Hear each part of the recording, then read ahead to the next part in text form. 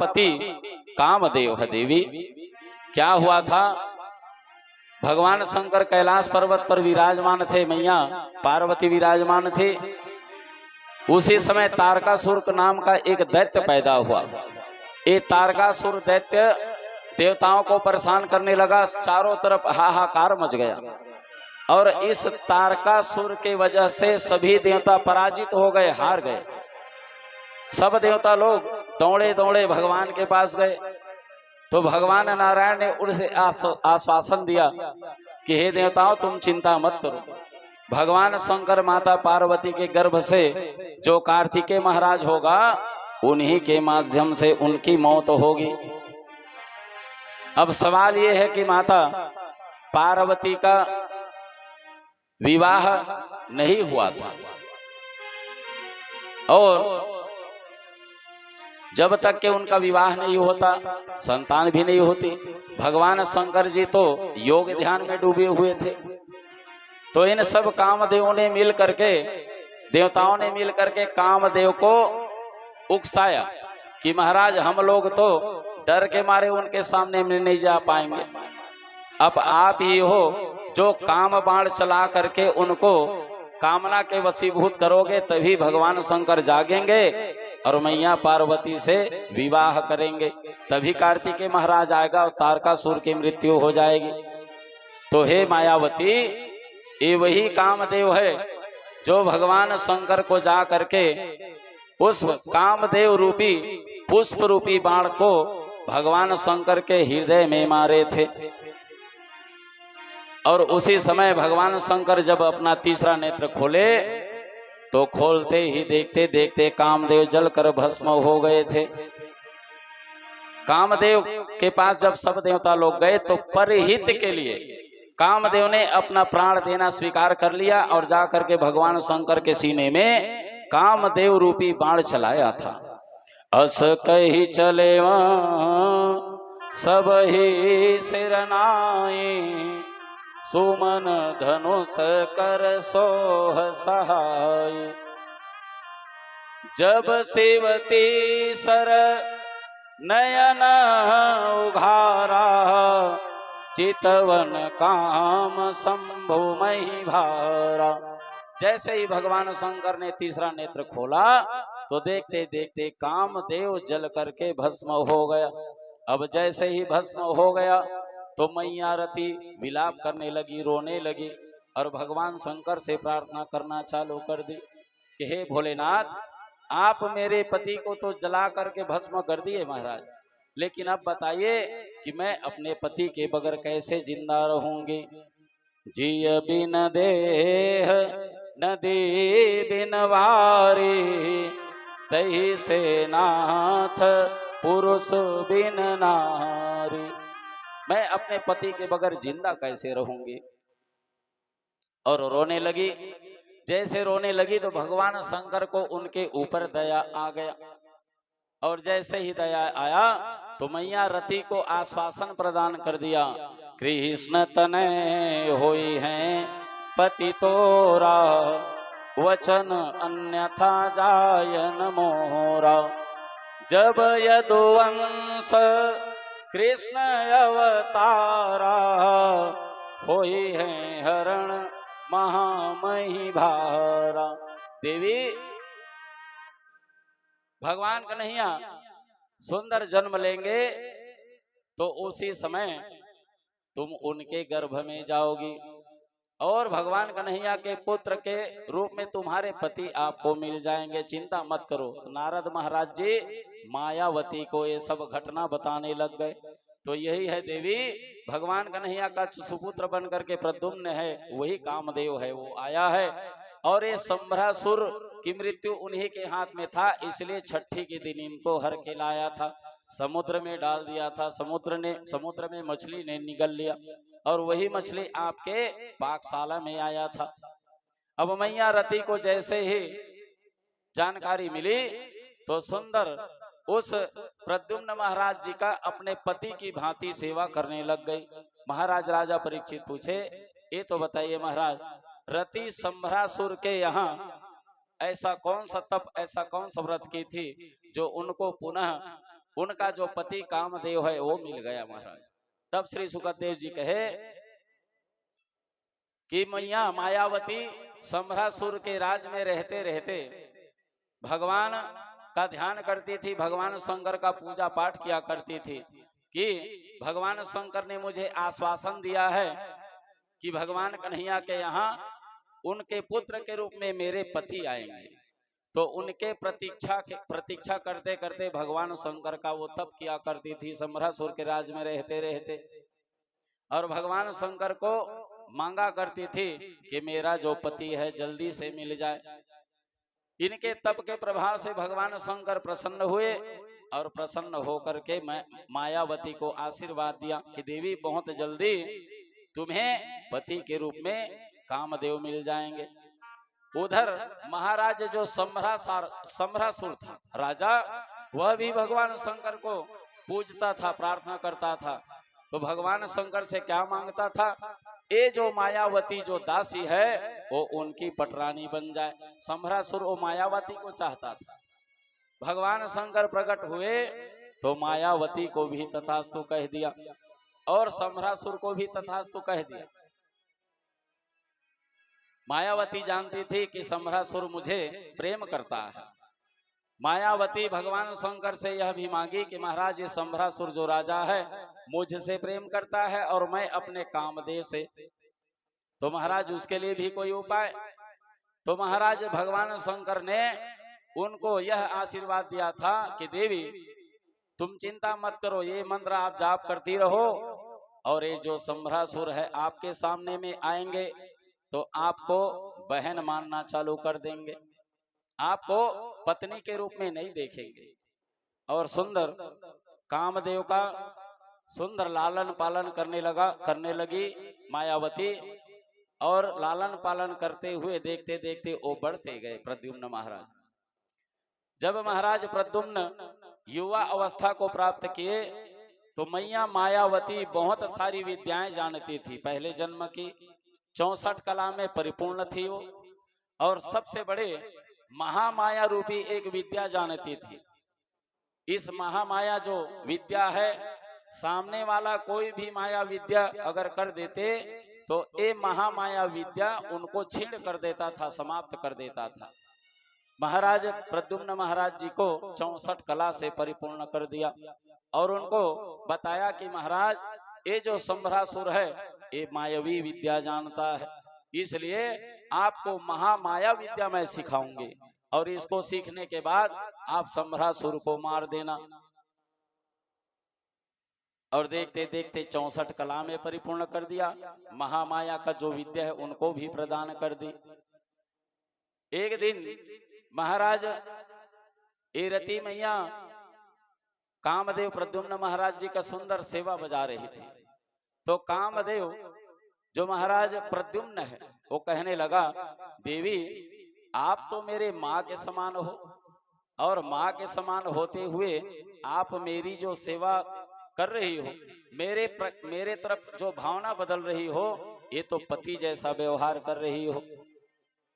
तब मैया रति महाराज प्रद्युम्न को बताया कि महाराज आप पूर्व जन्म के मेरे पति कामदेव हो। महाराज पूरा घटना महाराज कामदेव को बता दिए, प्रद्युम्न को बता दिए। महाराज प्रद्युम्न को जानकारी मिल गई कि ये मेरे पहले जन्म की धर्म पत्नी है, रति है, और मैं साक्षात कामदेव महाराज हूं। जब इनको जानकारी मिल गई तो महाराज प्रद्युम्न और मायावती एक साथ रहा करते थे एक ही कक्ष में।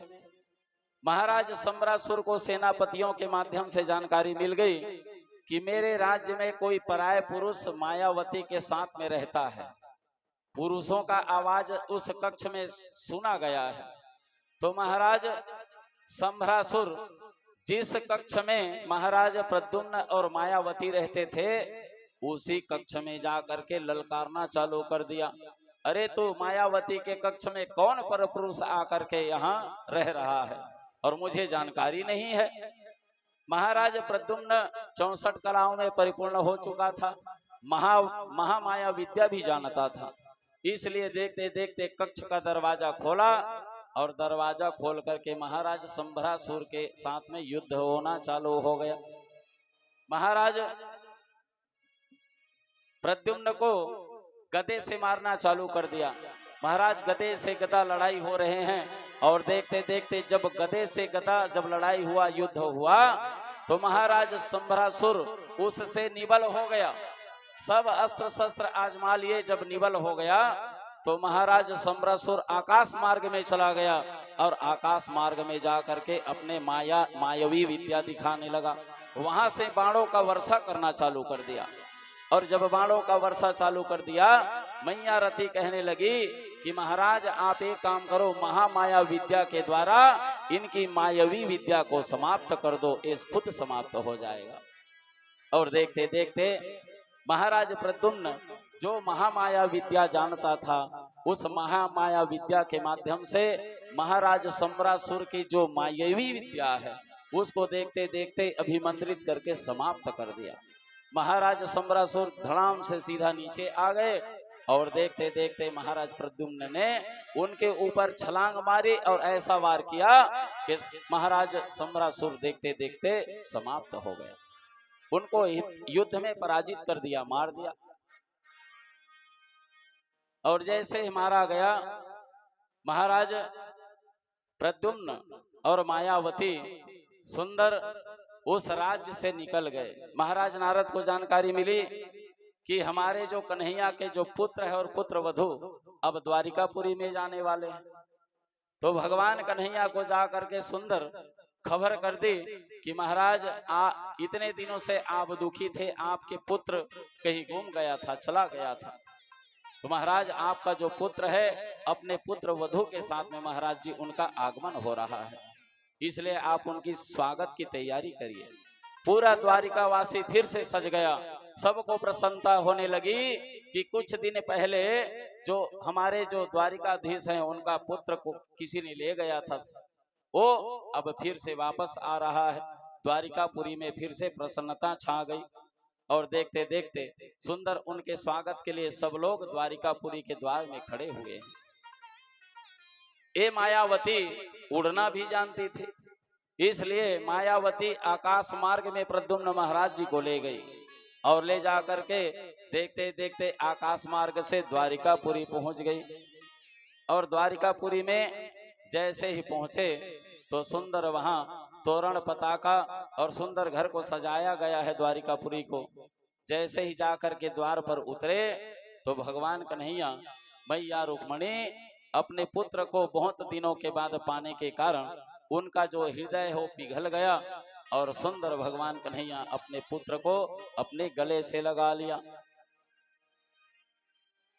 और सुंदर फिर द्वारिकापुरी में अपने पुत्र को और अपने पुत्र वधू को देखते देखते स्वागत करते हुए सुंदर भीतर ले जाया गया।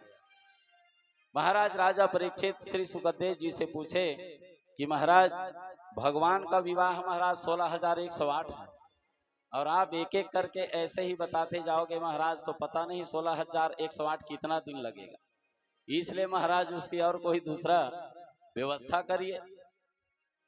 महाराज श्री सुखदेव जी राजा परीक्षित से कहे कि सुनो राजन, धीरे धीरे भगवान कन्हैया के सभी विवाहों की चर्चा की जाएगी, आप धैर्य पूर्वक इनका श्रवण पान करिए। महाराज श्री सुखदेव जी कहे राजन, द्वारिकापुरी में 2 भाई रहा करते थे, एक का नाम था सत्रजीत और दूसरे का नाम था प्रसेनजीत।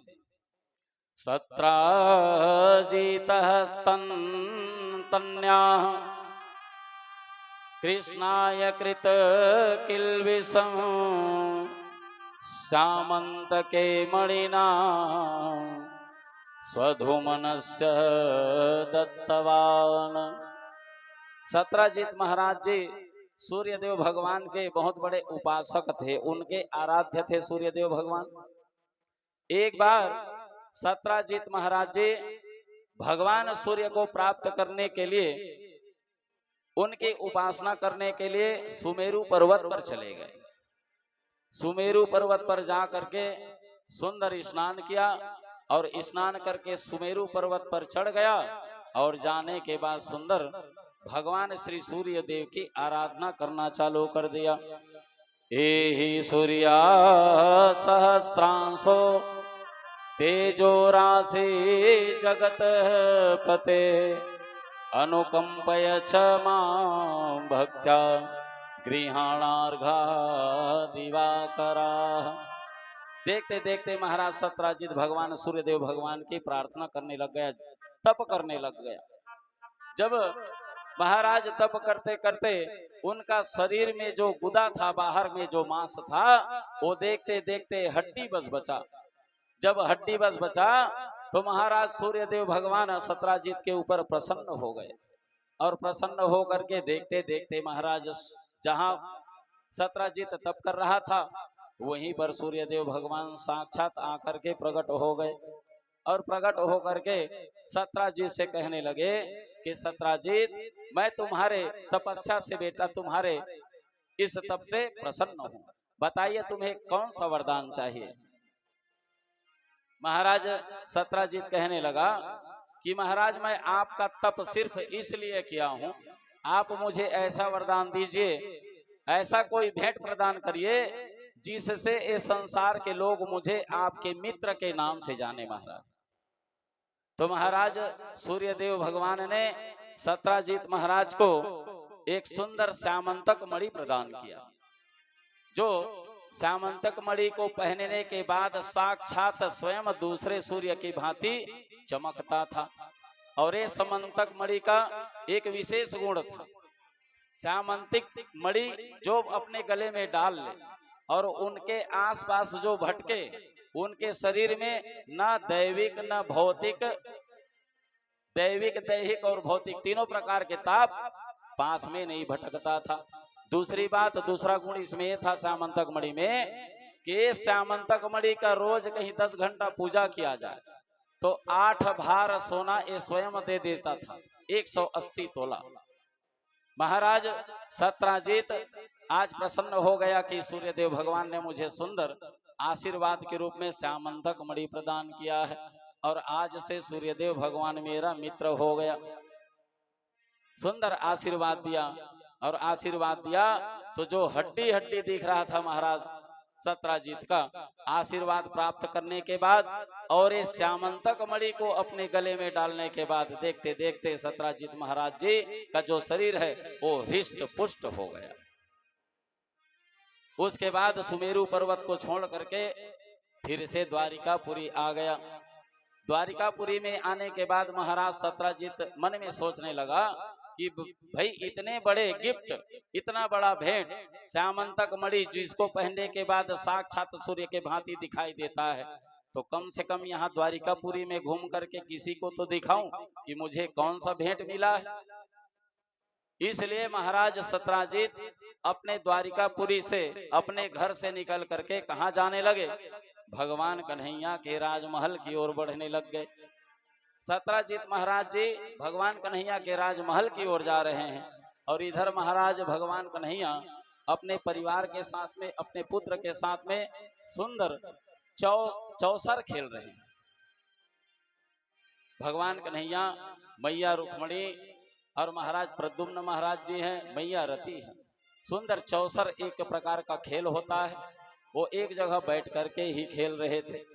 महाराज सत्राजित का आगमन हुआ तो सत्राजित जो श्यामंतक मणि पहना था, कोई आदमी उसके तरफ देख भी नहीं पाता था। जैसे सूर्य के तरफ देखोगे तो आपकी आंखें चौंधिया जाती है, वैसे ही सत्राजित महाराज के तरफ देखने के बाद आंखें चौंधिया जाती थी। प्रद्युम्न महाराज जैसे ही सत्राजित को देखे राजमहल की ओर आते हुए तो महाराज प्रद्युम्न कहने लगा, पिताजी लगता है आपसे साक्षात सूर्यदेव भगवान आपसे मिलने के लिए आ रहे हैं, मुलाकात करने के लिए आ रहे हैं। भगवान कन्हैया कहे कि बेटा प्रद्युम्न, ये कोई सूर्यदेव नहीं है, सूर्यदेव से इन्होंने तप करके श्यामंतिक मणि प्राप्त किया है और उसी को अपने गले में डाल करके आ रहा है। जैसे ही महाराज सत्राजित भगवान कन्हैया के पास पहुंचे तो भगवान कन्हैया हास परिहास में ही, मजाक ही में महाराज सत्राजित को कहने लगे ये तो बताओ सत्राजित, तुम्हारे घर में कुल कितने लोग हो? महाराज सत्राजित कहने लगा कि महाराज हमारे परिवार में मैं हूँ, मेरी धर्म पत्नी है और मेरा एक छोटा भाई प्रसेनजीत है और मेरी एक पुत्री है महाराज सत्यभामा। बस 4 लोग रहते हैं महाराज। तो भगवान कन्हैया कहने लगे कि घर में इतने कम जनसंख्या आप लोगों का है और इतने बड़े श्यामंतक मणि जो रोज 10 घंटा पूजा करने के बाद 8 भार सोना देता है, तो बताओ इस 8 भार सोना को आप 4 परिवार हो क्या करोगे? एक काम करो, इस श्यामंतक मणि को आप हमारे खजाना में जमा करवा दो, ताकि हम 10 घंटा रोज पूजा करेंगे और 8 भार सोना हमें रोज प्राप्त होगा और ये राज्य काज संभालने में, प्रजा के पालन में ये 8 भार सोना रोज काम आएगा। जब भगवान कन्हैया ने श्यामंतक मणि महाराज सत्राजित से मांगा, तो महाराज सत्राजित कहने लगा मैं इतने दिन तप करने के बाद ये श्यामंतक मणि प्राप्त किया हूँ महाराज, और ये श्यामंतक मणि मैं आपको ऐसे ही कैसे प्रदान कर सकता हूँ, नहीं दे सकता मैं। भगवान कन्हैया कहे कोई बात नहीं है भैया, ये आपके गले में है, आपके तपस्या का फल है, आप दोगे तो भी अच्छा और नहीं दोगे तो भी अच्छा। महाराज सत्राजित थोड़ी देर बैठे और थोड़ी देर बैठ करके महाराज वहां से चले गए। भगवान कन्हैया ने दोबारा कुछ नहीं बोला। महाराज सत्राजित जैसे अपने राजमहल में पहुंचे तो वहां उनका एक छोटा भाई प्रसेनजीत रहता था। प्रसेनजीत महाराज जी ने जैसे ही सत्राजित के गले में उस श्यामंतक मणि को देखा तो प्रसेनजीत अपने बड़े भैया से श्यामंतक मणि को अपने गले में पहनने के लिए जिद करने लगा। सत्राजित के पास जैसे ही प्रसेनजीत ने श्यामंतक मणि मांगी, महाराज सत्राजित ने उनको अपने गले से उतार करके श्यामंतक मणि प्रदान कर दिया। ये भाई भाई का प्रेम है कि एक भाई श्यामंतक मणि मांगा, इतने दिन का जो तपस्या का फल है उसे बड़े भाई ने शहर से एक बार ही मांगने पर प्रसेनजीत को प्रदान कर दिया। और हम लोग हैं भाई भाई में आज बनता नहीं। एक भाई के घर में कहीं नांगर बैला कहीं बंधा हुआ है और दूसरा भैया भाई कहीं नांगर बैला को आज भर भैया मेरा जो बैला है वो बीमार पड़ चुका है, आज मैं खेत में जाकर के नांगर जोतूंगा, आपका जो बैल है और नांगर है उसको दे दो। तो कहता है नहीं भैया, उसका जो लोहा है ना वो निकल चुका है, भले वो नहीं निकला है, मेरा भी बैल को आज ही सुई लगवाया हूं करके बोल देगा, लेकिन अपने जो सगे भाई है उसका भी मदद, उनका भी सहायता आज नहीं करते। ऐसी विषम परिस्थिति है। और एक भाई सत्राजित है जो इतने दिन तपस्या करने के बाद सूर्य भगवान से जो श्यामंतक मणि प्राप्त किया था, एक ही बार में महाराज प्रसेनजीत को प्रदान कर दिया। ये प्रसेनजीत महाराज सुंदर श्यामंतक मणि को पहने और श्यामंतक मणि को पहन करके देखते देखते भ्रमण करने के लिए, शिकार करने के लिए घोड़ा में चढ़ा और घोड़ा में चढ़ करके सीधा जंगल की ओर प्रस्थान कर गया। जैसे ही जंगल में गया तो वहां बड़े बड़े जानवर रहते हैं। एक सिंह ने देखा कि कोई घोड़ा में आ रहा है। देखते देखते वह सिंह पहाड़ से छलांग मारा प्रसेनजीत के ऊपर और प्रसेनजीत को देखते देखते समाप्त कर दिया, मार दिया, अपने पंजों से घायल कर दिया और महाराज प्रसेनजीत मर गया। और देखते देखते उनके साथ में जो घोड़ा था उनको भी समाप्त कर दिया, वो भी मर गया, घोड़ा भी मर गया, प्रसेनजीत भी मर गया, बची श्यामंतक मणि। अब जिस शेर ने महाराज प्रसेनजीत और उस घोड़े को मारा था, उधर से एक ऋक्षराज आया। ऋक्षराज मतलब होता है भालू। ये भालू आया और जिस शेर ने महाराज प्रसेनजीत को मारा था उसी शेर को ये ऋक्ष ने मार दिया। दोनों के बीच में अपार युद्ध हुआ। ये ऋक्ष ने शेर को मार दिया और जो प्रसेनजीत के गले में जो श्यामंतक मणि था उसको उठाया और ये ऋक्षराज अपने गुफा में जा करके घुस गया। और घुसा तो उनकी एक पुत्री थी जाम्बवती नाम की। ये महाराज ये ऋक्षराज जो जाम्बवंत है अपनी जो पुत्री है उनको ले जा करके प्रदान कर दी। और उनका मतलब नहीं जानते थे कि श्यामंतक मणि से फायदा क्या होता है। ये अपनी पुत्री को खेलने के लिए दे दिए, क्योंकि इसमें चमक ज्यादा है, सूर्य के समान प्रकाश है। उनकी बेटी उनको खेलने लगी। अब इधर जब बहुत दिन बीत गया, प्रसेनजीत वापस नहीं आया जंगल से, तो महाराज सत्राजित मन में विचार करने लगा कि कुछ दिन पहले मैं भगवान कन्हैया के राज दरबार में पहुंचा था, उनके राजमहल में गया था, उनके घर में गया तो इस कन्हैया ये जो श्यामंतक मणि है उसको मेरे से मांगे थे। अब निश्चित रूप से मुझे लगता है कि वो लालच बस, मैं जब नहीं दिया तो उनका नियत खराब था, इसलिए मेरे जो भाई जंगल में गए थे घूमने के लिए, तो समय पा करके एक कन्हैया ने उनको मार दिया है मेरे भाई को, और श्यामंतक मणि को स्वयं रख लिया है। ऐसे धीरे धीरे एक दूसरे से बात करते गए, बताते गए, और धीरे धीरे पूरा द्वारिकापुरी में यह चर्चा फैल गई कि कन्हैया ने प्रसेनजीत को मारा है और श्यामंतक मणि को स्वयं छुपा करके रखा है। धीरे धीरे सैनिकों के माध्यम से, गुप्तचर के माध्यम से भगवान कन्हैया को जानकारी मिल गया कि ये जो सत्राजित है मेरे ऊपर बहुत बड़ा लांछन लगा रहा है, कलंक लगा रहा है। महाराज भगवान कन्हैया इस जो कलंक है, कलंक को सह ना पाए, और महाराज भगवान कन्हैया सीधा गर्गाचार्य के आश्रम में चले गए। गर्गाचार्य के आश्रम में जा करके महाराज गर्गाचार्य जी से कहने लगे, महाराज मैंने श्यामंतक मणि को सिर्फ एक बार मांगा था सत्राजित से महाराज, और उसने अपने भाई प्रसेनजीत को दे दिया था। उसके बाद से अभी तक मुझे पता नहीं कि श्यामंतक मणि कहाँ है, प्रसेनजीत कहाँ है, और मेरे ऊपर पूरा द्वारिका वासी कलंक लगा रहे हैं, मेरा उपहास उड़ा रहे हैं कि मैंने श्यामंतक मणि को रखा है और प्रसेनजीत को मार दिया है। अब इसका कारण क्या हो सकता है महाराज, आप थोड़ा ज्योतिष देखिए और बताइए। तो महाराज गर्गाचार्य ज्योतिष निकाल करके देखे, और देखते क्या है कि भगवान कन्हैया एक दिन भादो मास की शुक्ल चतुर्थी के दिन, जिस दिन गणेश का स्थापना होता है, उसी दिन का चंद्रमा धोखे से भगवान कन्हैया ने देख लिया था। महाराज गर्गाचार्य जी कहे कि कन्हैया तुमने गणेश चतुर्थी के दिन चंद्रमा का दर्शन किया है, इसीलिए तुम्हारे ऊपर ये सब कलंक लगा हुआ है। तो महाराज भगवान कन्हैया कहे कि अब इसका क्या उपाय है महाराज। तो महाराज गर्गाचार्य जी कहे कि इसका सिर्फ एक ही उपाय है कि तुम जाओ और जा करके सबसे पहले उनके भाई को ढूंढो, और उनका भाई मिल जाएगा तो श्यामंतक मणि भी मिल जाएगी। भगवान कन्हैया फिर से द्वारिकापुरी आए, और द्वारिकापुरी में आकर सुंदर अपने सैनिकों को लिए और रथ में स्वयं भगवान कन्हैया चढ़ गए।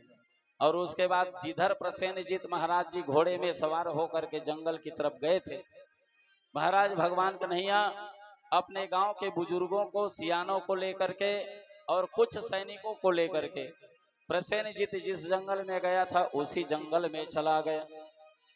भगवान कन्हैया आगे बढ़ते गए, आगे बढ़ते गए, जब बीच जंगल में गए तो बीच जंगल में भगवान कन्हैया ने क्या देखा कि प्रसेनजीत मरा पड़ा हुआ है, बिल्कुल आधा गल चुका है, और उनका घोड़ा कुछ दूर जाकर के वह भी खून से लथपथ मरा पड़ा हुआ है।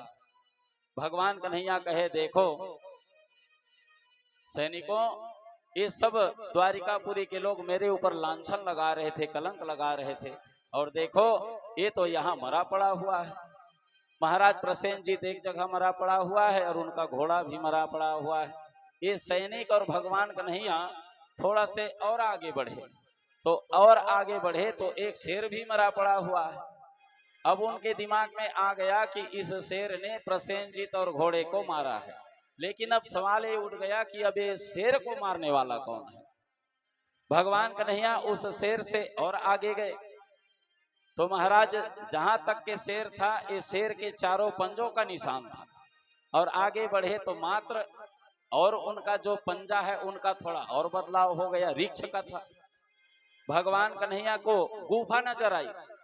गुफा जैसे ही नजर आया तो भगवान कन्हैया ने सैनिकों को और अपने गांव से जो आए हुए सियान बुजुर्ग हैं उन सबको उन्हीं गुफा में खड़ा कर दिए और कहे कि भैया मैं तुम लोगों के जान को जोखिम में नहीं डालूंगा, क्योंकि यहाँ शेर मरा पड़ा हुआ है, मतलब इससे कोई और बड़ा भारी जानवर है, और भाई आप लोग कहीं भीतर जाओगे तुम्हारे ऊपर कुछ हो जाएगा तो मैं अपने कलंक को मिटाने के लिए यहाँ आया हूँ और जबरन और दोष लगेगा मुझे। ये सोच करके भगवान कन्हैया उन सियानों बुजुर्गों को, सैनिकों को कहा कि एक काम करो भैया, मैं इस गुफा में घुसता हूँ, क्योंकि जो वृक्ष का जो पंजा है वो सीधा गुफा तक के गया था। 12 दिन तक के कहा तुम एक काम करो, इस गुफा के भीतर मैं जा रहा हूँ खोज करने के लिए, और तुम लोग इस गुफा के बाहर में 12 दिन तक के मेरा इंतजार करना, और 12 दिन तक के मैं इस गुफा से नहीं निकला तो ये समझ जाना कि तुम्हारे जो द्वारिकाधीश हैं वो मर चुके हैं। ये सभी सैनिक लोग, बुजुर्ग लोग उस गुफा के बाहर भगवान कन्हैया का इंतजार कर रहे हैं। देखते देखते भगवान कन्हैया भीतर घुसे, 1-2 किलोमीटर भीतर गुफा में घुस गए, और जाने के बाद देखते क्या है कि वहां जाम्बवंत के जो पुत्री जाम्बवती है वह उस श्यामंतक मणि से खेल रही है। सुंदर सूर्य का प्रकाश है श्यामंतक मणि में। भगवान कन्हैया जाकर के उस श्यामंतक मणि को छीनना चाहे, लेकिन जाम्बवती हट के वश में, पुत्री है, कन्या है, हट लगा करके वो श्यामंतक मणि उनके हाथ में नहीं दिए। तो भगवान कन्हैया ने कहा ये बताओ देवी, ये जो श्यामंतक मणि है आपको किसने ला करके दिया है? तो जाम्बवती कहने लगी कि महाराज ये मेरे पिता ने मुझे खेलने के लिए ला करके दिया है। तो भगवान कन्हैया पूछने लगे ये तो बताओ देवी तुम्हारे पिता कहाँ है?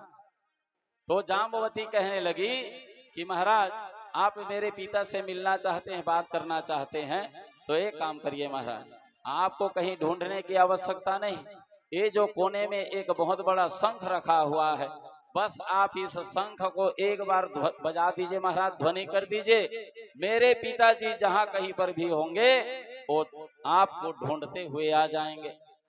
और देखते देखते भगवान कन्हैया उस शंख को उठाए और शंख को उठा करके बजाने लगे, और जैसे ही शंख की ध्वनि महाराज जाम्बवंत तक के पहुंचा, जाम्बवंत महाराज जंगलों में घूम रहा था, और देखते देखते उनके कानों में पड़ते ही महाराज जाम्बवंत आज दौड़े दौड़े उस गुफा में प्रवेश करने लग गए। महाराज भगवान कन्हैया जानते थे कि इस आवाज को सुन करके वो दौड़ते हुए आएगा, तनिक भी रुकेगा नहीं। भगवान कन्हैया जिस गुफा में घुसने का, प्रवेश करने का जो द्वार था, उन्हीं के ऊपर एक छज्जा जैसा बना हुआ था। भगवान कन्हैया वो छज्जा में चढ़ गया और इंतजार करने लगा कि कब जाम्बवंत यहाँ से घुसेगा। देखते देखते दौड़ते दौड़ते जब जाम्बवंत उस द्वार से प्रवेश किया, भगवान कन्हैया पीछे से सीधा जाम्बवंत के ऊपर छलांग मारे और उन्हीं के ऊपर कूद दिए।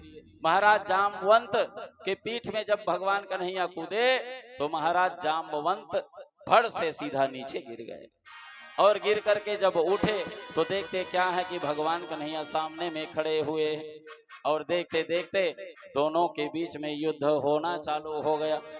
भगवान कन्हैया उनको मारते थे मुटका में, तो महाराज जाम्बवंत करला जाते थे, और महाराज जाम्बवंत भगवान कन्हैया को मारते थे तो उनको चींटी चापने जैसा भी नहीं लगता था।